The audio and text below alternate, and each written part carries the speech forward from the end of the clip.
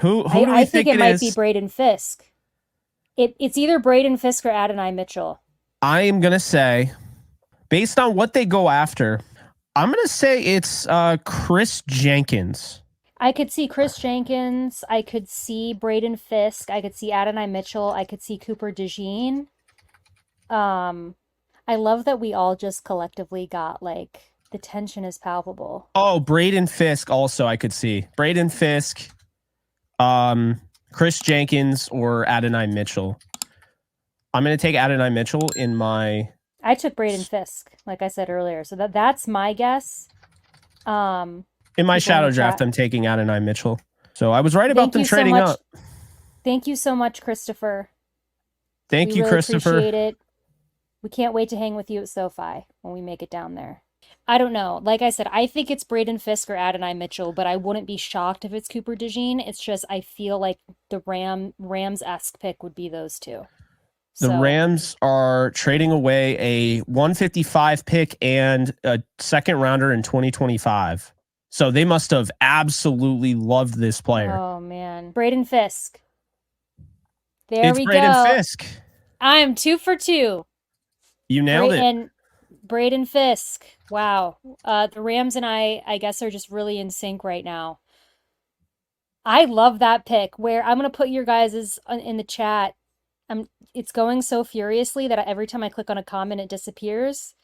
But everyone in the chat who wanted Braden Fisk, we are live. Is that what the kids say when you're hyped? We're hyped. We're live. We're ecstatic. I don't know what we say, but man, okay. Um, I mean, another great athlete. I mean, you talk about it, we did discuss this about, Jared Verse. I mean, another great athlete, also sticking with the Seminole here. So I was right in a sense that I had them trading up for a Seminole. I just didn't have them trading up for the correct Seminole because he was gone at pick 33. 1 year starter, so this is somebody that lined up, on that front. And, I think really what you're getting with Fisk is you're getting somebody who has an elite get off. I mean, he ran a 1.68 10-yard split. He's explosive. He's 6'3, 293. This is somebody who had 26 on the bench press. So that's something that Jared Verse is probably going to clown him at because he had 31. But they're both wicked strong. They're both explosive. The reason why he doesn't go in the first round is because of the arm length. There's a lot of teams that were really, scared by the arm length. But I think this is somebody that can come in right away, give you a guy, that can, rush up the interior. You can even put him out on the outside like they did with Donald. So now the up front, I mean, I do not, if I'm the Rams or if I'm going up against the Rams, I don't want to be on third and long. That is what the Rams have just said. We are going to make your life a living hell if you're passing on 3rd and 9 or, 3rd and 15. A big thing because last year, big reason why they lost that game to the Ravens, they could not stop them on 3rd and long. So now you have this. It seems, yeah, I get that, Tyler. It does seem a little steep, I guess, but I like the move because look, next year they're going to be a wicked good team. Means that basically they're going to hold on to their first round pick for next year, and they go out and they get two guys that can contribute right away. This is going to be a starter. He's going to be next to Bobby Brown. He's going to be next to Kobe Turner. The Rams up front with those guys, with going out and getting Verse, going out and getting Byron Young last year, and then keep in mind, they spent 2 picks on guys that could also pan out in Nick Hampton and, of course, O'Shawn Mathis, and you have Michael Hoyt. The Rams just turned something that was considered a weakness for a lot of people into an ass-kicking defensive front, and I'm very excited about it. Braden Fisk, kind of to echo on what Jake just said, to me, what this indicates is, again, Jake did a good point of highlighting this. The Rams have seen the lack of the pressure on the quarterback, the lack of stopping third downs, and they are basically going all in and saying, we are doing everything in our power to not let this happen anymore. Because there was a lot of games that I know Jake and I were watching, you all were watching in the chat last season, where it was embarrassing, as a word that comes to mind, on third down, watching this defense just be incredibly lackluster. So what you do by putting Jared Verse on the edge alongside Byron Murphy by putting Braden Fisk up front alongside Kobe Turner and Bobby Brown, you are basically putting forth your very best effort to say, like, no more. Like, we are not having anybody up front that can't get the job done. We are going to wreak havoc on the offensive line and get to the quarterback. So, as someone just said in the chat, defensive line is set. In my both Jared Verse and Braden Fisk are day one starters. Absolutely. Guaranteed. Absolutely. And if you didn't think that, particularly about the Braden Fisk pick, they gave up a second round pick next year, guys. We don't have one now. So that is how serious they were about getting Braden Fisk. Great pick. I mean, absolutely great pick. Like I said, I'm not trying to brag. I'm 2 for 2, Jake. This doesn't happen very often. You are 2 for 2. Yeah. So. All right. I'm pretty sold it's gonna be Baker, or Pooney. I really feel good about one of those two. Well, wow, it's Blake Corum from Michigan going to the Rams. Wow, I really thought they'd go with Estime here. I like Blake Corum. I just didn't expect them to go in that direction.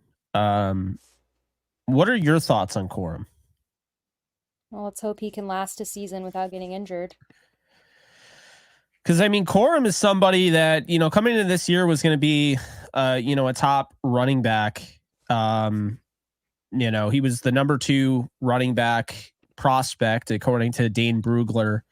For me, he came in at RB6 behind Estime, Tracy, Vidal, Brooks, and Benson. But, this is somebody at 5'7", 205, kind of a, more filled out, I guess. 4.53 40 time. This is somebody that had a 1.59 10-yard split, 27 on the bench. So really strong. He's a 2-year starter out of Michigan. I think when you look at Corum, the last 2 years, he's one of the more productive running backs in college football. So I kind of get this. 56 touchdowns in college. Receiving ability is there. I mean, I had Estime as the running back they should go after, but, I think Corum, what he's going to be able to do is he's going to give you a guy that, knows how to use his blockers. He's got good footwork. He's going to find a lane. He's not going to be like some other running backs in the past who I won't name that, didn't have any vision. He is somebody with a lot of lower body strength, somebody with leg drive that they look for in their running backs. And I think the short area game is going to be where they use him. He's somebody that can come in and give Kyren Williams a breather. He can come in and be the punch guy at the goal line. He can punch it in, on third downs. I think they know Kyren can do that, but he also broke his hand against the Lions. So I think, by going out and getting a running back like Blake Corum, yeah, okay, he's short, but short, again, the Rams don't care about size. So you're getting somebody that can effectively, at least in my opinion, he can effectively hit that short, that short run, get those first downs, move the chains. Like I said, he's solid in pass pro. My only concern with Blake Corum is that he's got short arms. So it's not ideal in pass protection, but I think he's a ready and willing pass protector, and he's a workhorse. And once again, the Rams, instead of going out and getting Estime, who I thought they really would have gone after, who was 20 years old, they go with Blake Corum here, who is 23. He's going to be 24 this season. So we're seeing the archetype here. Hardworking guy, comes from a national title team.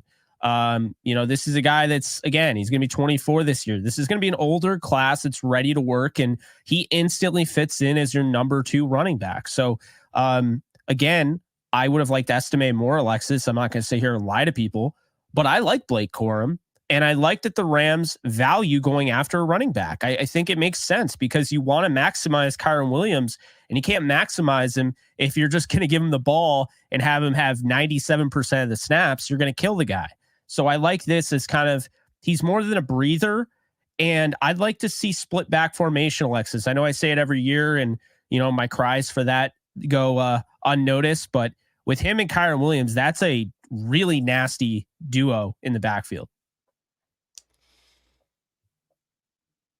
Okay, so don't really like this pick, and I'll tell you guys why. I have Corum rated higher than Audric Estime. So let me make that clear.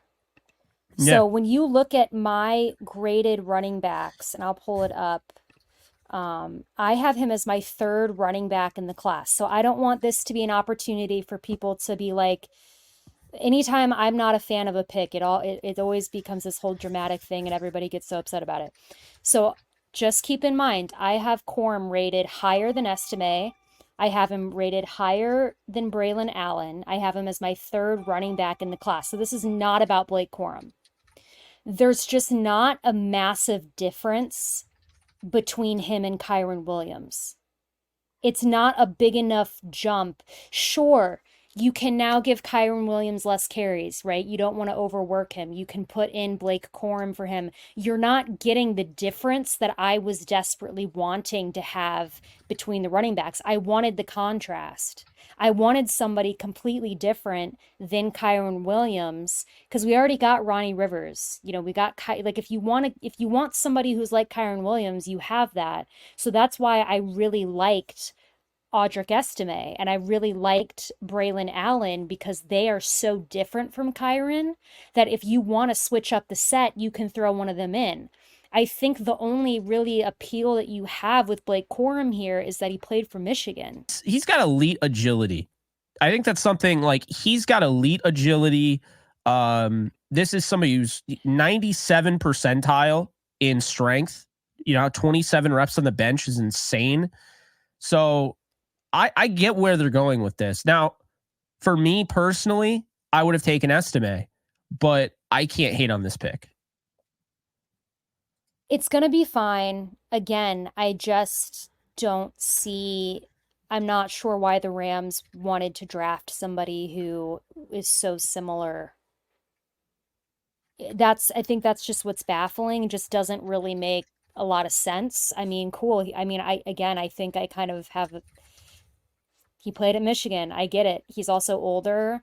He also has injury concerns. So, there's just, I think they missed out on the opportunity to get that big bowling ball back, that bruiser that they could have had with a couple of the other running backs on the board. And instead they went out and were like, Blake Corum. Like, I get it. I don't dislike Blake Corum. Again, I have him as my third running back in the class. It's not about him. It's just the fit and the team. And I think you're missing out on what you could have had to spice up your defensive backfields, but they liked him, I guess, and so they're going with him. But yeah, I can't say that I'm like psyched about it, but it could have been like a worse pick. I'm not saying it's a horrible pick. It just doesn't, it's a little baffling to me. To me, it's always an adjustment. That's the thing, like rapid reactions. I'm so zeroed in and like I'm trying to think back to, my evaluation because it's easy to get kind of flustered. You know what I mean? Like when something happens and you don't want to get too carried away with like overreacting, which I've done in the past. So really I try to take it in, kind of process it live, and then I'm able to kind of spit out my thoughts. I really like the idea of going running back. And I think Blake Corum's a really good football player, the most productive running back in college over the last 2 years. And I just think that really, I think he's similar to what Audric is. So, I mean, I get that premise. I'm honestly starting to think, Alexis, that a lot of these meetings were leaked to steer away from who they ended up going with. You know what I mean? Well, it makes sense. I mean, it does make sense. Yeah. And I think they would have taken Audric. If Blake Corum went, because clearly they had him rated higher, I think they'd take Audric Estime. But yeah, I started thinking more and more and more. I was like, I don't know if they're going to go with like a really fast, speedy back like a Trey Benson, even though we all want that home run speed. I don't think the Rams value that speed as much as like vision, consistency, agility, making guys miss. So I get that aspect of it with Blake Corum there. So, I mean, again, I don't think it's a pick that, everyone's going to love. I think it's probably a pick that's going to be universally hated. But the Rams, they like taking the running backs in the third round. They did it with Darrell Henderson. They've done it now with Blake Corum. They did with Trey Mason. I mean, they've taken running backs in the third round quite a few times, and they clearly really like him. And I'll be honest with you, I can't hate on it. I'm surprised the Chargers of all teams didn't take Blake Corum. I would have liked, I'll say this, I would have liked a trade down and taking Corum. I don't love taking him at 83rd. To me, that indicates that's not a backup running back that they're taking. Well, I think it's dumb. No, I mean, I think he's going to have a significant role, but Kyren Williams is the guy. I think the Blake Corum pick is exactly where the NFL is at nowadays. You need two really good running backs. It's kind of like how baseball became. You don't just have an ace in your rotation. Now you have two aces in your rotation. Everyone in the chat is taking it so personal that I think the Blake Corum pick is dumb. I'm sorry. I'm not changing my mind. Get over it. I'm not the one crying. You guys are in the chat. And also, Jake, they seem to forget that I literally said he's my third highest graded running back in the class. They're missing the entire point. I mean, I get why you're upset. My thing is, I don't think it takes away from Kyren Williams. I think really he's meant to extend Kyren Williams to keep him going, because Kyren, he didn't have an injury issue in college, but he's had a hard time staying healthy in the NFL, and he's had some tough breaks. But I mean, the broken hand and the ankle injury, I mean, you got to keep him healthy. You can't have him on the field 97% of the time. That's not sustainable. Not at his size anyway. Well, exactly. And I also did have the Rams taking a running back at the end of the third as well, guys. You know what? I wouldn't be surprised is if they took Corum entirely for the goal line. He had 28 touchdowns.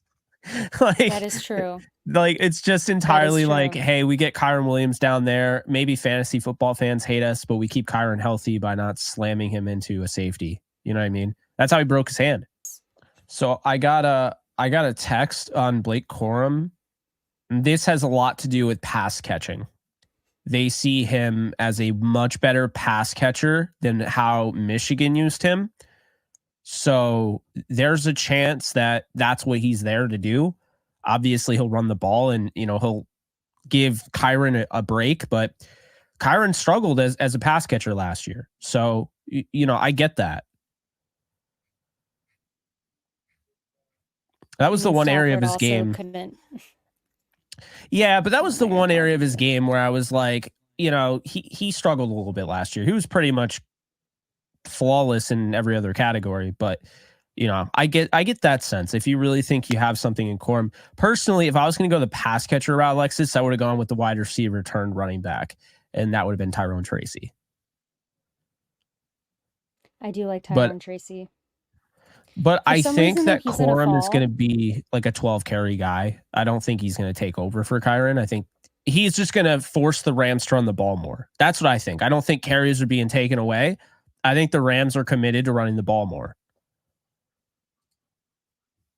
Based on who they got in the offseason on the offensive line, I think they just want to run the ball. It's Kamren Kinchens out of Miami U. What are your thoughts on that? Safety. I like that, actually. I totally wasn't even thinking about Kamren Kinchens.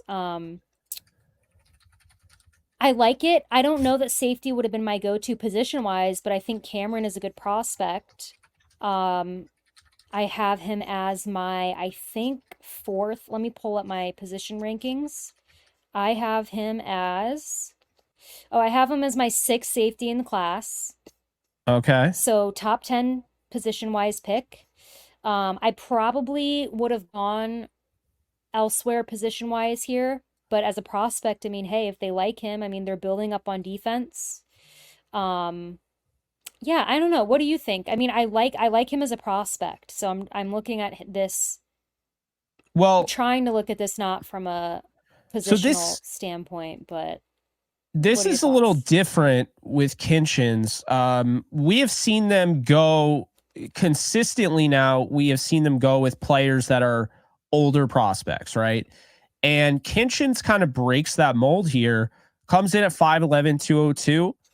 He's actually 21 years old. So he's younger. This is somebody that had 11 interceptions the last 2 years. So what I think they're doing is they're going out and getting somebody with ball skills, which I am definitely for.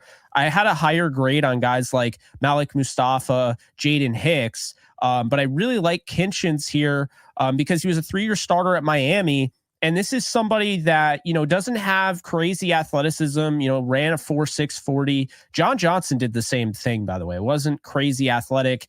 But this is a guy with ball skills and, just really just a well-coached player. And again, he's not going to have any crazy traits or anything like that. But I think when you look at what Kinchens brings to the table, he's a balanced player. I think he's got range despite the fact he isn't an elite athlete. And I think he's going to surprise some people because this to me is a weapon. The Rams have Quentin Lake as their star. They have Cam Curl as a guy that can come up and play run support. I think he's an underrated ball skill guy that could have some interceptions this year. But I felt like they need another guy. I think he starts day one next to Cameron Curl in the secondary. And believe it or not, the Rams have drafted 3 day one starters in the first 2 days of the draft. I think Blake Corum is going to be a really, really good backup, but he's not going to be quite the starter, obviously, because you have Kyron Williams. So I think overall the Rams got really good in a short amount of time. Kinchens from Miami U, again, 5'11", 203. Again, not an elite athlete by any stretch, but he's just a sound football player who led the ACC in interceptions his second year and his third year in the league before going into the NFL draft. Yeah, I think that, again, to echo what you said, day one starter with Kinchens, taking over for Russ Yeast. I think that was kind of a spot if you were looking at the Rams secondary going into the draft, what the projected depth chart was. I felt like I was really confident in Quentin Lake at that, nose, I guess, whatever you want to call it, star position. Yeah. But Russ Yeast felt like a weak spot to me in the secondary. So I agree. I think that Kinchens is a ball hawk. It's going to start day one. Um, yeah, I like it. I honestly just safety was probably something we should have talked about before this pick was coming up, and our mind was just offense and receiver and all of that. But yeah, I like it. And yeah, like you said, 3 day one starters from the Rams in the first 2 rounds. Although I think that a pick like Corum to me indicates I think that the Rams are going to use him as a starter. Um, I however that looks like. Yeah, I don't I think don't so. think you take a guy like Blake Corum and sit him. I mean, that would be a waste of an 83rd pick. So I think that you could argue that they've got 4 starters in the first 2 days of the draft. So I hope I'm wrong, Matthew. I'm not saying that I just am saying I think that when you take a running back that high, that you should use him more than a backup, but I could be wrong. I mean, we don't know. The other 3 I do believe start day one. Brian said, so we're high on Quentin Lake. Yes, I mean, I am. I believe Jake is. Yes. Yeah. No, this is Russ Yeast getting kind of pushed back a little bit. I think Yeast is going to be, a solid contributor on special teams and be, a sub package player. But Kinchens is going to start. Make no mistake about it. I think Kinchens starts day one. I think it's absolutely hilarious that we have a Cameron and a Cameron spelled at the same spelling, like Cam, REN. That's not even a common spelling of the word Cameron, and they're both spelled the same, and they're probably both going to start next to each other. Yeah, so we're just going to have to hilarious. use their last names when we refer to them. So we just need to do Curl and Kinchens because Cam is just going to get... One of the Cams is going to get something done downfield. Watch them be like the same number, but like one off. So or Cam, something, and then so Cam is Cam. I'm already doing it. Curl's 31. Okay, there's 3, Mhm. 3 or 31. I don't remember. No, he is 3. I don't remember. I think he is 3. He is 3 because people were like, "Oh, the good Cam is wearing 3," and I was like, so yeah, I think he is. He's rocking number 3. And number 4 is available because Jordan Fuller's gone. So Kinchens, it's up to you. I definitely rock with this pick. I think I like it more than Corum. I'm excited to get more into Kinchens tape. I mean, I liked Kinchens, but it's so much different when you know what you're working with. You know this guy is going to be on the team that you cover. You can dive in a little bit more. You know, it's tough to do everything. You can't watch film on everybody, and you can't watch more than 3 games on anybody. 3 games is my limit. I can't watch more than that. I don't have the time if I want to cover all the drafts. So, you know, I only watched 3 games of Kinchens, came away really impressed. Again, ball skills, ball skills, ball skills. Anyone that needs to know anything about him, you know how they kept saying, Alexis, about Kyron, pass pro, pass pro, pass pro, and then he ended up being way more than just that. He's become a star. I could see the same thing for Kinchens. Do you love talking about the Rams, the NFL, or just want to be a part of a community?